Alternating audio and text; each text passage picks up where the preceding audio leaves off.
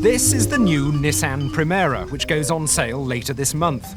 It looks rather like the old one, and just like the old one, it's a thoroughly decent car. But selling a car these days is as much about image as technical competence. Nissan believe that image is set from day one, and they're going to extraordinary lengths with this car to try and get it right.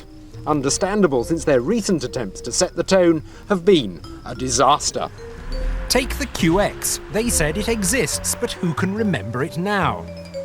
The Almera's ads were even worse. Dubbed the car they don't want you to drive, now it's the ad they won't let you see anymore.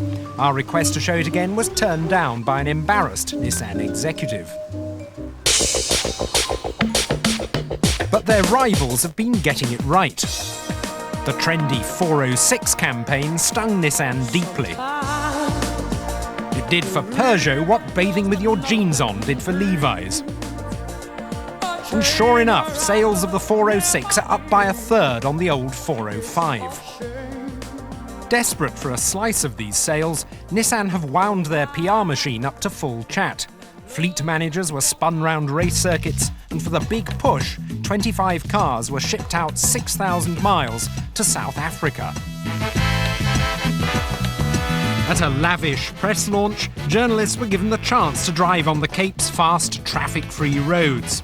European dealers had to be content with an excursion to Nissan's Sunderland plant, where they enjoyed the Primera experience. The bill for this lot came to 15 million quid, more than Nissan have ever spent on a launch. But does the car at the centre of this hurricane of hype live up to expectations? The old Primera was one of the finest driver's cars in its class, and Nissan's engineers have spent the last couple of years scurrying around Europe's finest roads, from Northumberland to the Nürburgring, in an attempt to make it better. What they've come up with is an improved rear axle along the lines of the one in the Almera and the QX, and judging by this SRI sports model, it seems to work. It's right up there with the 406 and the Mondeo for entertainment, and of that elite trio, it's the one I'd choose. Many of the other models in the range, though, have become rather soft-centred. The ride quality's certainly improved, but some of the thrills have gone. The 1.6 and 2-litre petrol engines are essentially the same, just quieter, and there's a more powerful 2-litre motor on its way next year. Unfortunately, we won't be getting the excellent V6 engines from the QX in this car. Nissan say they can't squeeze them in under the bonnet. But diesel drivers will scarcely be able to contain their excitement. The old Primera diesel was a slug. But now there's 90 horsepower, a turbocharger and halfway decent performance. But it's still some way off the pace compared with the latest in direct injection turbo diesels from Audi and Rover.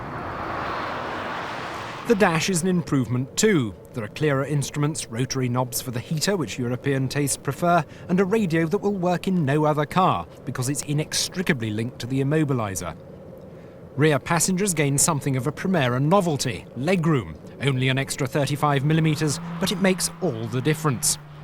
There are no less than 7 different trim levels, 4- and 5-door body styles, and ABS is standard on all of them. The Primera's a good car then.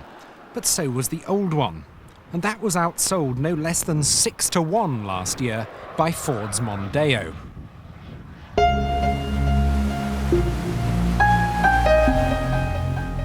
And this one may well struggle too, despite the 15 million Nissan have spent spin doctoring.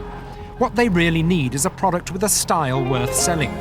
An injection of the X factor that sold so many Peugeots, that hint of desirability still missing from this plain and plump Primera.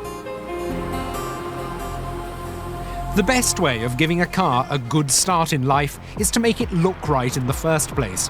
And Nissan should have taken a leaf out of Fiat's and Audi's book and blown some of their money on a decent stylist. Sadly, this is yet another excellent Nissan, sent to market in shabby clothes.